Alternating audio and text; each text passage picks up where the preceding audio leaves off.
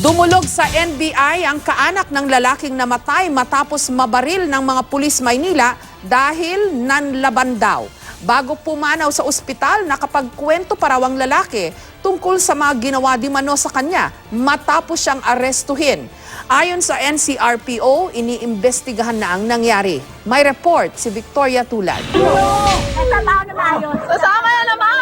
Ito ang aktwal na pag-aresto ng pulisya noong Huwebes, February 7, kay Jerby Bernardo, ang drug suspect na namatay kalaunan habang nasa kustudiya ng MPD Station 7. Kapuna-puna ang dalawang pulis na hindi uniformado habang inaaresto si Jerby na panay ang palag.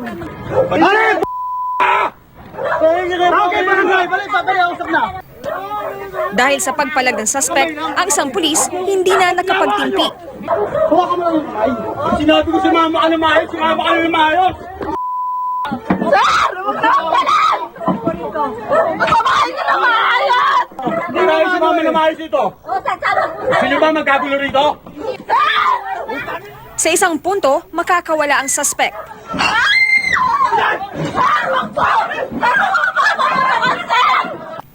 Sumama rin naman si Jerby kalaunan. Ang kanyang mga kamag-anak, may mga ipinagtataka raw sa ginawang pag-aresto ng mga pulis.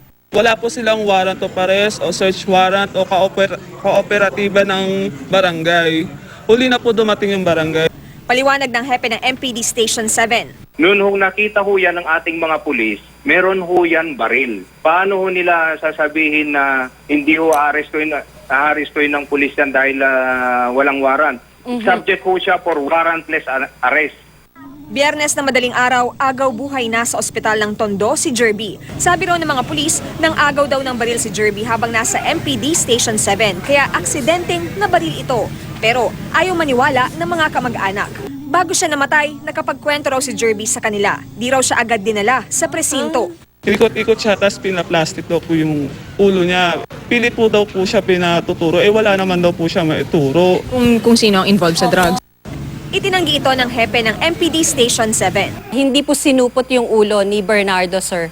Hindi po. At yun nga po, yung sinasabi nila, allegation po yan. Ito ang huling video ni Jerby bago mamatay. Kausap niya ang kanyang kaanak.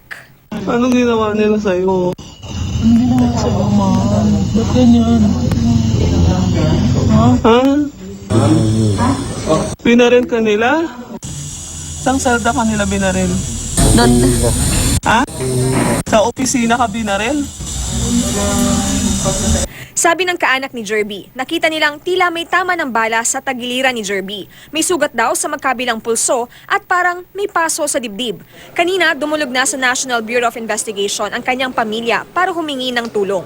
Umuko naman po yung tao eh. Kung baril lang naman po yan, bakit po dapat nilang ganun eh? Ang gusto lang po namin yung katotohanan kung ano pong nangyari talaga kay Jerby. Yung hustisya lang po. Kung video ay hindi ho conclusive yun dahil kung titingnan po ninyo, ang tanong po ng kanyang nang nagtatanong, kung sino man po yung nagtatanong na yon, nung kasalukuyang video na yon, ay puro leading questions po yon. Sabi ni Police Director Guillermo Eliazar, iniimbestigahan na ang kaso at hinihintay na niya ang paliwanag at rekomendasyon mula sa MPD. We will wait for the recommendation nung district director. We will check on this particular case. Imbestigahan natin yon. Siyempre may mga allegation pero siyempre iba naman yung report na binigay ng police. So just like any other case, it has to be investigated. Victoria Tulad, GMA News.